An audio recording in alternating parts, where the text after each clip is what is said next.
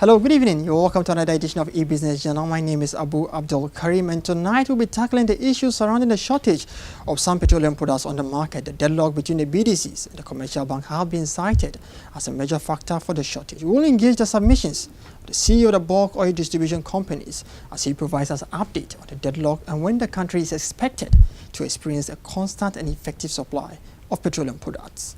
And on some other business stories, we will be analyzing the impact of investing in the housing sector without the availability of data. According to real estate developers, their investment is always projected in the dark due to the non-availability of data. This including the roundup of local and international business news, update on commodity prices and exchange rates. You can send us your views and comments via the following WhatsApp number on your screen. My name is Abu Abdul Karim. You're welcome to the show.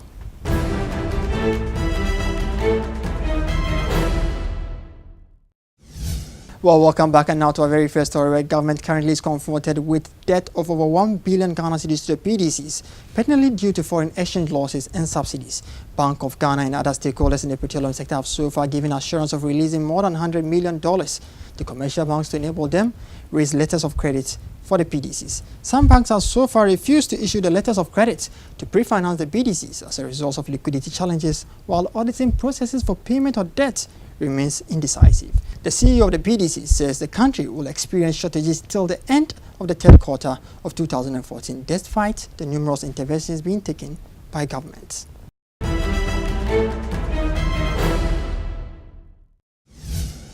Well, thank you very much and welcome to another edition of E-Business Journal interview section as always, and today we're looking at the oil shortage.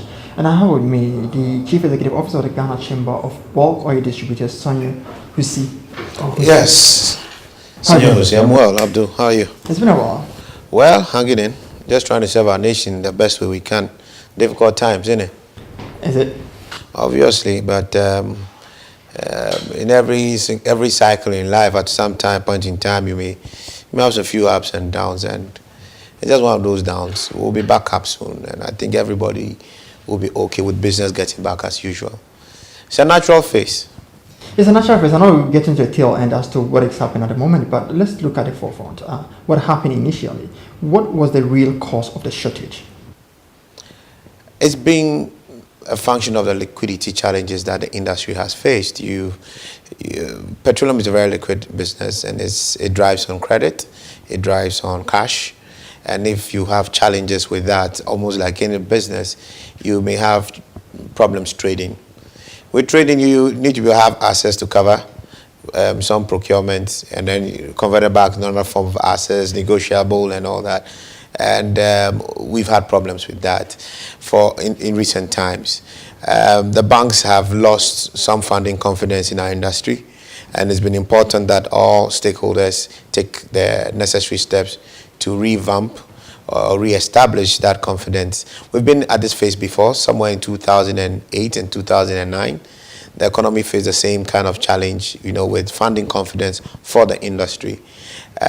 We probably haven't evolved right from those historical problems as maybe we could have, and it's come back to meet us. But I think that all the stakeholders are taking the necessary steps to avoid any recurrence of any sort. I'll go back to your engagement with the government at the moment, but you just rightly said that this is not the first time. That means we didn't dealt with the issue very well back then when we faced the same issue. You see, for anybody to want to fund you, the person should have confidence that he or she would get his earnings plus a return back. The bank gives you a loan because it's quite comfortable, you pay back, and charges you a premium for the risk that's in there, and for the cost of its own funds. So if you have a situation where the bank realizes that increasingly I'm giving you 100 and you're just coming back with 60, and you don't seem to be covering that 40, I don't think you would keep lending to the person. And that's a problem that we've had. But what happened previously also had to do with excessive dependence on toll in time past. So the private sector came in when toll had this similar financial challenges that equally got the banks moving away from it. The private sector seemed like the ideal group to approach. The BDCs came in 2006, 2007, and actively and big time somewhere in 2008, 2009. And when we're having this with a solution, because it was easier to fund somebody with probably a zero negative position, and with a structure that works, that is bankable. Later, when Alex Mode was chief executive, MPA. He did a lot to boost confidence in the BDC sector, because he gave the model was structured where the output was sort of guaranteed as far as funding is concerned, and the banks latched onto that and were just funding any BDC, But it got to a time where the industry seems to be changing. The liquidity situation wasn't improving. You're having customers OBDCs, you're having government OBDCs, you're having FX losses accruing. That's a big hole and major pressure on any financial institution. So they took the natural step, reduce our exposure to this industry. There was confidence back then when Alex Mode was in charge, where the banking sector were supporting BDCs. What happened? Well, then as an industry, the structure was very fundable. We didn't have debts outstanding that much. Customers were more ready to pay quickly, and we didn't have much of an FX problem at the time. And with government guaranteeing that output, as far as the BDC is concerned, because the government was, the MP was dealing with us on a market basis, and we had a clear commercial exit in our structure. So that was not a problem. So the bank came in, and it was still under Alex Mode. If not to make anybody else look that bad, but when funding confidence also started dropping, not because of the actions of MPA or the personalities there, but because of the general economic structure and government's exposure to our industry at the time. The funding structure, are you looking at the customers per se, or you're looking at government in the first place? We are looking at government and customers to what happens. We issue letters of credit to international suppliers, or we issue to TOR when TOR refines. We are probably the largest off-takers of TOR's refined products. We do take almost everything. And we also import them. You need letters of credit to do that. You have a credit cycle. Within that credit cycle, you should be able to sell your products and bring the requisite CDs to fund any dollar procurement, before the due date. But if increasingly you're not able to catch up with the adequate CDs, or increasingly, even on due dates, you have the Bank of Ghana, which is a primary source of FX for our industry, not able to supply the banks with the dollar, you're going to have a major cash, a liquidity crunch or challenge there. The CDs are not up. Even when I give the CD credit, I can't get the dollar as well. The bank is out of nostro. That's a major impact on its own activities. Its international confirming banks will also start re-gigging its trading terms with the bank. It puts enormous pressure on the treasury status of the bank. The bank will just say, hey, I can't touch this. I don't think this is good news now. But it takes time for that to build. And it's taking time for it to build to this point. It's not something that just happened all of a sudden. But more importantly for me, we having everybody rally around the problem and showing the right commitment to solve it. How much is the outstanding debt to go? I don't like to discuss that that's been discussed severally. There are FX losses, there are price subsidy positions, which the FX loss, for instance, as you're aware, is being audited by Ernst & Young, and that's just for 2013. There's a 2014, and all these things that would have to be resolved. The price subsidy position is largely done. That's not a problem. So there's a clear understanding, but they are very, very significant sums. You don't want to get in there, but there are figures out there. Figures are there. People are putting on. You should also remember the president. You should also remember the president took necessary steps. President and the chief of staff took necessary steps to help us pay a part of that. For FX losses, for instance, they made some payments on account. On account. On account, because it hadn't been audited, but they made some So payments. it could have been overly paid. Oh, of course, no. That was like a third of the claim. So no. But you don't know the count. Look, you are doing it 2013. What were the depreciation rates then? Look at the depreciation rates of the dollar this year alone, and we've not added 2014 claims, FX loss claims to it. I don't even think what's been paid will cover 2014 alone. Half year for us to even start talking about. You're using an overview analysis this time. Of course, that's my job. So if you're using an overview analysis, you can also as well tell us as to the range at which government, the outstanding debt that you're talking about. Of course, Abdul. The numbers are there. I don't really love. No, with the numbers, I don't think the numbers could be quite credible if you cannot endorse. I don't think that. No, it's not a matter of credibility. You see, when I am making a claim as a BDC, especially when it has to do with FS loss, it directly has got to do with my relationship with the bank. Also, the relationship between the bank and the BOG, which is a key trigger in the FS loss claim, I may not be too privy to that. So, my claims may just be subjective, and it's important that we separate inefficiencies from a bank or from a BDC from the claims that are supposed to be borne by government. I'm a taxpayer and I expect my government to use my money in the most prudent way. You don't just pay anybody. You must make sure you're paying the right sum. So it's important. These claims may all be legitimate, which I believe they are all legitimate, but may not just be a function of government inefficiencies. It may be a function of a bank's inefficiency or even a BDC's own inefficiency. So as we audit it and we debate it, we identify, whoa, this part was really your fault. So you must pick this bill yourself. Or this part was this person's fault, he must pick that bill. But also bear in mind, BDCs have been magnanimous in this process. We have had this major liquidity loss in our structure, and that comes with the cost of funds. Interest will definitely be charged on this, but we have waived that. You've waived the interest? Yes, we have. And whose cost? We've agreed to absorb that cost. Has those who've been working in partnership with agreed with the fact Of course we have. It was a very bitter decision made by any BDC. But looking at the loss levels, it was quite a major cost to the state and its contribution to a budget deficit. So are you waiving out the interest as an BDCs or in relation in correlation with your suppliers? No, the suppliers and the banks, they don't know anything about waiving. They collect their money anytime they want to. They'll charge you the interest that they want to. But we have agreed to absorb that particular cost. That tells you who the BDC is. In June, when we had a major shortage, and we had to come back after the president helped us get some money into the system, and banks started reissuing some LCs, our pricing had been moved from that window to another window. For us to sell and make sure products were available on Saturday, Sunday, and Monday meant that we were going to lose $1 million. Guess what BDCs did? We came together. We said, look, just a few people have the products. Nobody can carry this debt alone. So let's all lend each other products so that we can spread the cost across a core part of the membership. So we share that cost and we share that loss. So indirectly you're subsidizing with the government? We are not subsidizing, we are absorbing that cost to make sure that the products are on the market.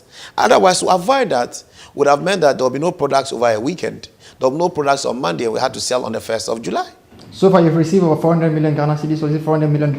We then government paid the equivalent, CD equivalent of $150 million out of a $450 million claim as at 2013.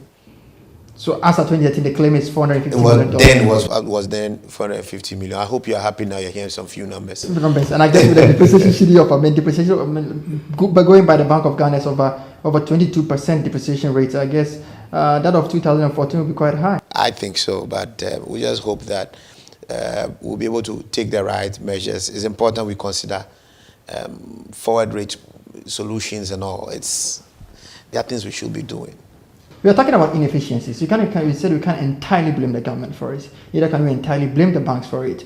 It's a bit of everybody may have had some role to play in it. But the point is, the banking sector, we are quite amused in the sense that they lost confidence in the sector because of funding aspect. And now that the government has come out for it to embark on an auditing process, they are refusing to comply. Was that really the case? I have good news for you. The banks are cooperating. No, initially, why were they not willing to comply? Maybe the data requirement was quite a lot. And you know that the bank's job is quite heavy. They are partners today. They are the ones who get the wheels rolling in this industry and as well as the entire economy. Credit gets the world moving, as somebody says. So, I mean, they are very important parties to it. But look, we're talking about transactions from July 2011. But we're talking about money that they claim. I agree, but these are transactions from July 2011. Can you imagine the number of LCs that have been issued? They have to make sure they go back and track it back to Bank of Ghana when an LC bill dollar provision was made, when the CD was made, what rate, and when it's quite heavy. But we are talking about the money that they were claiming that they wanted to be paid. Yes, but for us, when you see the hole in your books. Now you have that hole sitting, on a BDC's books. So the BDC who has to manage his thing, because for you have a credit position with the BDC. You don't have a credit position with the government. But at a certain point you were frustrated. Of course I was, and I will be, because it had been about over 8 weeks and we hadn't had enough data provision from the banks for the audit to be completed. It was always going to be natural. Because we keep creating that as a legitimate reason why any payment will be held back. And we can't afford that, because every single day that goes on, whereas we are waiving our interest claim with government, the banks are charging their interest. That means that their excuse is not that legitimate. Well, I don't know. The bank should answer that for themselves. But the good thing is that we've been partners in there, and as we speak, they are cooperating, Abdul. What made them cooperate? Because as of Friday, they weren't cooperating. As a Monday, cooperation had started. What changed? Well, probably the noise. The noise changed? Maybe the noise. How far are we going with the process now? It's Ernst & Young is the one who would have to. I'm sure they are working on some drafts here and there. I don't know when it to be out. So they have to still reconcile stuff with the banks here and there. So I'm sure you've been giving some time frame as to when they could complete at least a time frame. That is past. The deadline is past. I think that was somewhere at the end of July. It's gone. So when are we looking at this time around? They asked for some open position. I don't know when they think they will be done, but I've been speaking with them as well. I speak with government, I speak with everybody. And there's that urgency on the side of all parties. Is government not bothered now that is willing to pay your amount of money? You can't like. But that's not the only money that government owes. We also have price subsidies, and government has to pay that too. So that's easier. That one hasn't got to do with an Ernst & Young one. So payments can be made on the back of that one. All money is money, if I should put it. So the $450 million that we are talking about back in 2000 that one excludes the subsidies? Excludes price subsidy. Is a price subsidy, does it come close to the 450 million? That's not for discussion. Let's carry on up. It's not close to the 450 million. Those things are, government's debt position is known to government. So to what the parts that we are auditing and trying to verify is what you are aware of. The other ones are factual. Unless government comes to deny that position, I don't intend to really raise it. To what extent has subsidy, the issue of subsidy, been affecting your working in government? Look, to revamp confidence, we needed to ensure the supply of dollars, cover outstanding import bills, which you already are aware of. We need to also have the CD liquidity to cover, that is from the price subsidies and also from the FX losses, to cover the CD positions with the bank. And more importantly, let's take steps to cut the bleeding. So government started by taking off the price subsidy. We may be partially exposed on the forex subsidy side, but we're working at it. Government has already started applying the current price, a mild forward rate, and that's a major step. So I am hoping that with a little more liquidity in the system, the banks should start rallying around the efforts that government is making, BDCs are making to get things right. We have our customers. Our customers too have sometimes been, we may have been partially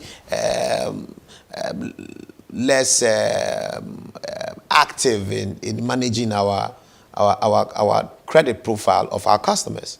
We are reviewing that. We are about launching a new policy to standardize and probably and structure the trade practices we have. Because there's also liquidity loss that way. If you have so much money with your customers, naturally it's going to have an impact on your city. Exactly. So we need to reduce that and narrow the gap.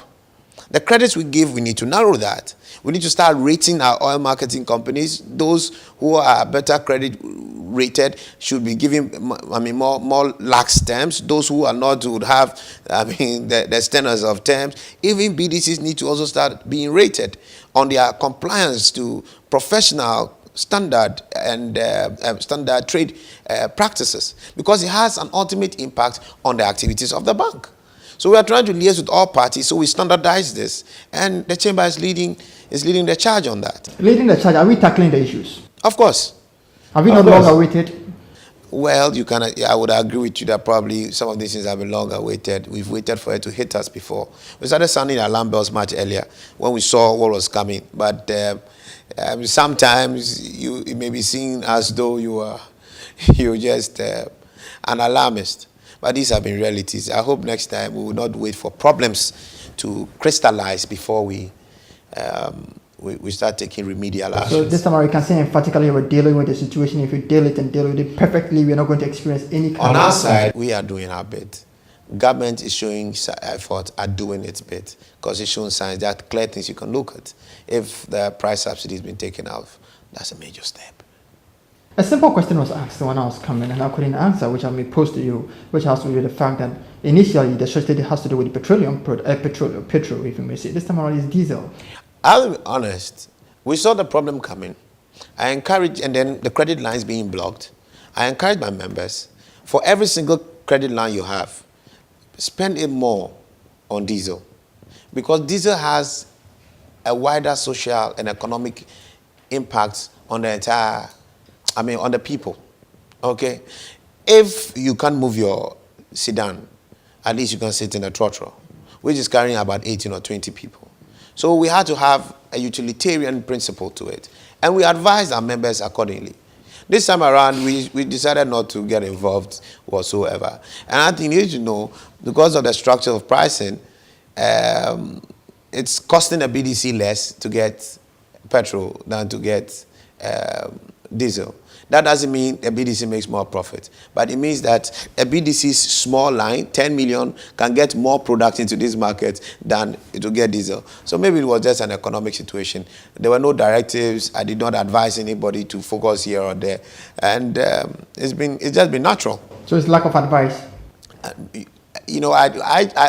deliberately opted to refrain from any sort of proactive effort in trying to guide their commercial decisions. This time, do you have enough products at wherever the distribution, before the depot or where you have the collective product itself? Do you have enough? Quite some fair volume is there. I think I've shared that data. The government itself said something yesterday, and thankfully we got another one. We made it much more than the government's position. So we're selling. We're still trying to get more products in, and I hope that we should be able to resolve most of, stabilize the situation a bit more. We are likely going to be in this phase for a while, Abdul. I think we'll get out of this probably after the end of this third quarter. So be realistic, you're going to face this undulating factors of that's why we don't need to panic buy. Because when you panic buy, you're rather going to create a shortage. When confidence is lost, you don't regain confidence overnight. It has to do with your consistent actions and your proactivity and your engagement, your jaws, and real action. So that real action, government will need time to put together. We will need time to also put our side, especially our customer side, together. Okay, government has to put the forex side, Bank of Ghana has to put its side together. And I think September is looking like a better year, a better month, with cocoa proceeds coming, with Eurobond hopefully coming on. We never know what the intervention of IMF will be. If it comes in and is another supply in there, that's fantastic. So I think all those steps all those events are likely going to boost confidence, and we can get back to business as usual. So devoid of the fact that you're cooperating with the government, and the banks that are cooperating, you're dealing with your auditing analysis, the government is willing to pay. Devoid of, you're now dependent on the syndicated cocoa loan and the Eurobond to stabilize all activities. I'm just referring to those general economic factors which have some confidence booster in any given economy. So now we don't have it hasn't got a very direct bearing, but it has a remote bearing on every industry. When those events happen, naturally, funding confidence in the economy will shoot up, and we'll just stand to benefit. I want to use your own words. You said we have fairly enough. That means we don't have enough. I don't know how enough is enough. As long as you can negotiate, as long as you can, how sufficient is sufficient, Abdul? Sufficient, being able to provide our the daily demand. Exactly. So once I have in excess of a day, I'm okay. I always have to make sure I can cover the next day, and that's what we're doing. And we can cover more than a day. We can cover more than 2 days. As yesterday data showed that we had enough to cover us a week. And we're still working hard at bringing in, using unorthodox models. Because now we have to go past the banks, because the banks are not coming to party as they would. So we're finding other unorthodox methods to try and still bring products in. Had it not been that, we'll be in a total dry situation. As the banks are restored, has the confidence been restored by the banking institution Per the fact that government is now willing to give you money? It has to happen. When we get money from our customers, we're able to show money from government. Every single debtor of us is paying. I think that we should have. So government's so payments confidence has been restored now. Not fully. It has to be back with real action. Saying that I'll pay doesn't mean you've paid. So now where would you get the money to, import more products? Abdul, we're still doing our business. We're not doing it as we would because we have that particular support subbed out, but we're still finding a way. You understand? Trying to negotiate deeper, taking a higher loss position sometimes with I won't say loss, but a higher cost position with suppliers and trying a bit of open credits, trying to find international counterparties to underwrite a part of our risk whilst we issue different kind of corporate instruments. It's a lot more complicated because we want to still serve our economy. We have to serve our nation. You should remember this industry is largely indigenous. We are very Ghanaian. No matter what we say, there's only one place we have, Ghana. So we have to get the wheels running. Given of all this, the regulator, NPA, what has been your reservations about their work so far? I think I would like to keep my opinions to myself on that. But honestly, the NPA has been out there in the party. They've been there. Mr. Saga's been there. You've had the technocrats there. We've cooperated very well. And as I spoke with you, I'm heading out now to a meeting there to get how this needs resolved. You don't have any reservations? I wouldn't say I have any reservations. What are they supposed to do better? What they could do better? For me, I think that the authority could advocate some more on the potential of us going full price liberalization. But I won't call that a reservation. That's why I said I'll keep that to myself, really. But that would have just been it, that probably we should try and advocate more and get MPA a bit more independent in its decision-making and also in the prosecution of the deregulation policy. I think it will only help the economy. There's reason for people to be concerned and worried, but there are all kinds of mechanisms to mitigate that fear. And now when it comes to business, there are so many challenges. You can't take the risk out of it, which are so many. You've enumerated on so many factors. But this time, you've heard of all the factors that you just made mention of. What are the two key factors that it needs immediate attention in tackling it? Our current problem, FX supply. That's a key factor. FX supply and debt payments, both from government and customers. Simple. Can we tackle it as a nation? As a nation, very well. We should be able to tackle it as a nation because everybody has a role to play in there. My customers are also owed by their customers, who are also owed by their customers, so everybody got to start paying.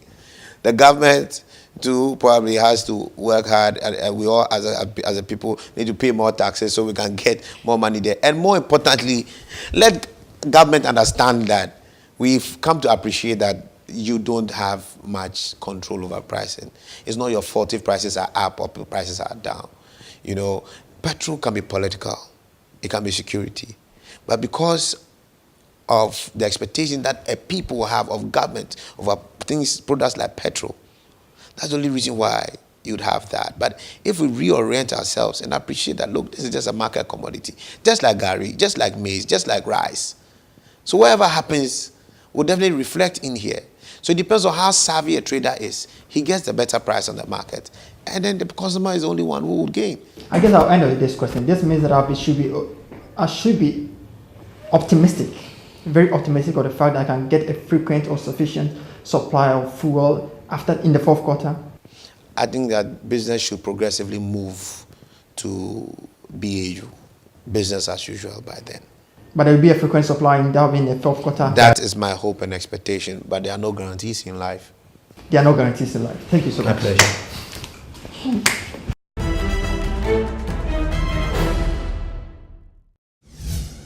Well, that was it with the Chamber of Bulk Oil Distributors. So we'll go for a short commercial break. On Udu Bank will bring you some investment discussions within the housing sector, as well as details of government stipulated plans of enforcing quarterly hedging mechanism from 1st September 2014 as a means of reducing huge debt that accumulates from subsidizing of petroleum products.